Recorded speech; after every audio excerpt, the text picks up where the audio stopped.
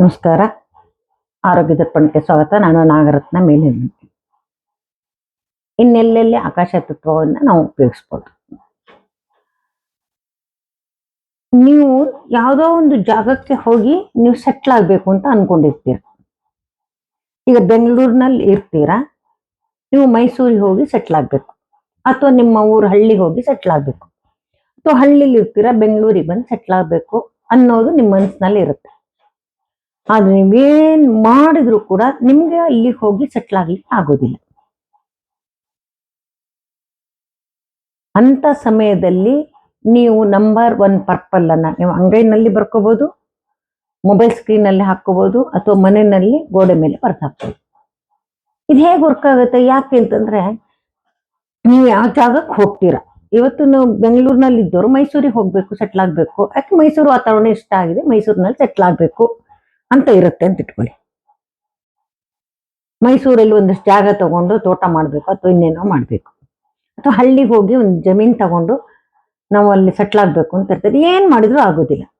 ಆ ಟೈಮಲ್ಲಿ ನೀವು ನಂಬರ್ 1 ಪರ್ಪಲ್ ಅನ್ನ ಹಾಕೊಂಡಾಗ ನಿಮ್ಗೆ ಯಾಕೆ ನೀವು ಅಲ್ಲಿಗೆ ಹೋಗ್ಲಿಕ್ಕೆ ಆಗೋದಿಲ್ಲ ಅಂತಂದ್ರೆ, ಅಲ್ಲಿ ಜಾಗ ನಿಮ್ಗೆ ಅಲ್ಲಿ ಜಾಗ ಇಲ್ಲ. ನಿಮ್ಗೆ ಜಾಗ ಅಲ್ಲಿ ನಿಮ್ದು ಅಂದ್ರೆ ನಿಮ್ಗೆ ನಿಮ್ ಜಾಗವನ್ನ ನೀವು ಕ್ರಿಯೇಟ್ ಮಾಡ್ಬೇಕು. ಇದು ನೋಡ್ಲಿಕ್ಕೆ ಬಹಳ ವಿಚಿತ್ರವಾಗಿ ಅನ್ಸ್ಬೋದು ನಿಮ್ಗೆ. ನೀವೊಂದು ಸಂಕಲ್ಪ ಮಾಡಿ ಬರ್ಕೊಳ್ಳಿ. ನಿಮ್ಗೆ ಊರಿಗೆ ಹೋಗಿ ಸೆಟ್ಲ್ ಆಗ್ಬೇಕು, ಜಮೀನ್ ತಗೋಬೇಕು ಅಂತಿದ್ರೆ ನೀವು ನಂಬರ್ 1 ಪರ್ಪಲ್ ಕಲರ್ ಅನ್ನ ಮೊಬೈಲ್ ನಲ್ಲಿ ಹಾಕುವಾಗ ನೀವೊಂದು ಸಂಕಲ್ಪ ಮಾಡ್ಕೊಳ್ಳಿ. ಇಲ್ಲ, ನಾನು ಊರಿಗೆ ಹೋಗಿ ಜಮೀನ್ ತಗೊಂಡು ಅಲ್ಲಿ ಸೆಟ್ಲ್ ಆಗ್ಬೇಕು ಅಂತ ಮನಸ್ಸಿನಲ್ಲಿ ಸಂಕಲ್ಪ ಮಾಡ್ಕೊಳ್ಳಿ. ಆಮೇಲೆ ನೀವು ನಿಮ್ದೇ ಜಮೀನ್ ಇದ್ರು ಅಲ್ಲೇ ಹೋಗಿರ್ತೀರಾ, ಅಥವಾ ನೀವು ಜಮೀನ್ ತಗೊಂಡು ಅಲ್ಲಿ ಹೋಗಿ ಸೆಟ್ಲ್ ಆಗ್ತೀರ.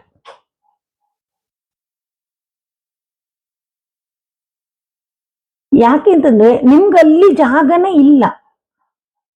ಹೋಗಿ ಸೆಟ್ಲ್ ಆಗ್ಲಿಕ್ಕೆ ನಿಮ್ಗೊಂದು ಜಾಗ ಬೇಕಲ್ಲ, ಸ್ಪೇಸ್ ಬೇಕಲ್ಲ. ನಿಮ್ಗಲ್ಲಿ ಜಾಗನೇ ಇಲ್ಲ. ಆ ಜಾಗವನ್ನ ನೀವು ಕ್ರಿಯೇಟ್ ಮಾಡ್ಬೇಕು. ಆ ಜಾಗವನ್ನ ನೀವು ಕ್ರಿಯೇಟ್ ಮಾಡಿದವಾಗ ಅಲ್ಲಿ ನಿಮ್ಗೆ ಜಾಗ ಆಗತ್ತೆ. ನಿಮ್ದು ಇಷ್ಟು ಜಾಗ ನಿಮ್ಗೆ ಅಂತ ಒಂದಾಗತ್ತೆ. ಆಗ ನೀವು ಅಲ್ಲಿ ಜಾಗವನ್ನು ತಗೊಳ್ತೀರಾ, ಅಥವಾ ನಿಮ್ದೇ ಜಮೀನ್ ಇತ್ತು ಅಂತ ಇಟ್ಕೊಳ್ಳಿ, ಅಲ್ಲಿ ಹೋಗಿ ಸೆಟ್ಲ್ ಆಗ್ತೀರಾ. ಇದು ಬಹಳ ವಿಚಿತ್ರವಾಗಿ ಅನ್ಸ್ಬೋದು. ಇದನ್ನು ನೀವು ಮಾಡಿ ನೋಡಿ, ನಿಮ್ಗೆ ಇದು ವರ್ಕ್ ಆಗತ್ತೆ.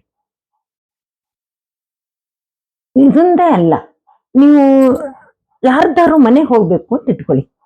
ನಿಮ್ಗೆ ಆಸೆ ಇರುತ್ತೆ, ನಿಮ್ಮ ಮಾವನ ಮನೆಗೋ, ನಿಮ್ಮ ಅಣ್ಣನ ಮನೆಗೆ, ಯಾರ ಮನೆಗೋ, ಯಾರ್ದೋ ನೆಂಟ್ರ ಮನೆಗೆ, ಯಾರ್ದೋ ಒಂದು ಮನೆಗೆ ಹೋಗ್ಬೇಕು ಅಂತ ನಿಮ್ಗೆ ತುಂಬಾ ಆಸೆ ಇರುತ್ತೆ.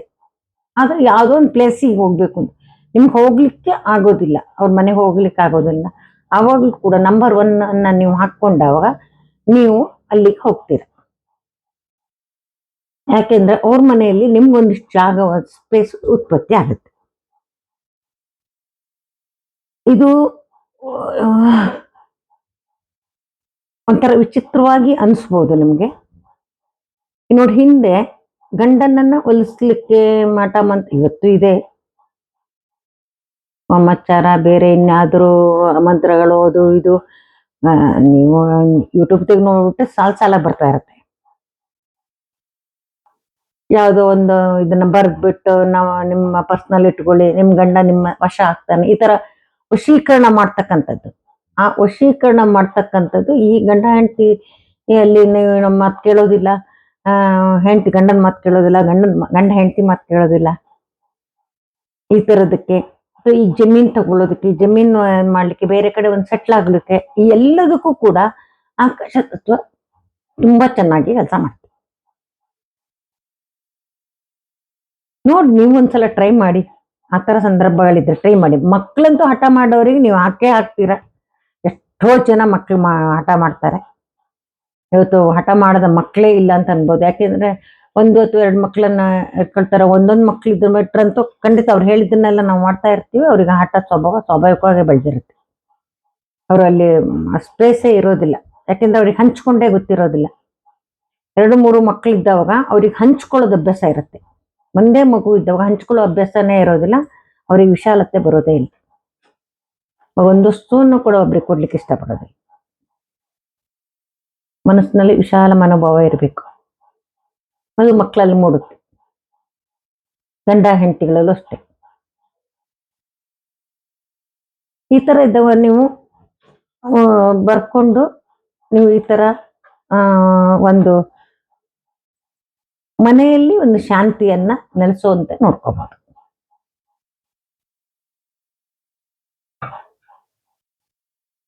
ನಿಮ್ಮ ಯಾವ್ದಾದ್ರು ವೈಯಕ್ತಿಕ ಅಭಿಪ್ರಾಯಗಳಿದ್ರೆ ಕಮೆಂಟ್ಸ್ ಮೂಲಕ ತಿಳಿಸಿ ಮತ್ತು ಚಾನಲ್ ಅನ್ನು ಸಬ್ಸ್ಕ್ರೈಬ್ ಮಾಡೋದಕ್ಕೆ ಪ್ರೋತ್ಸಾಹ ನೀಡಿ. ನಮಸ್ಕಾರ.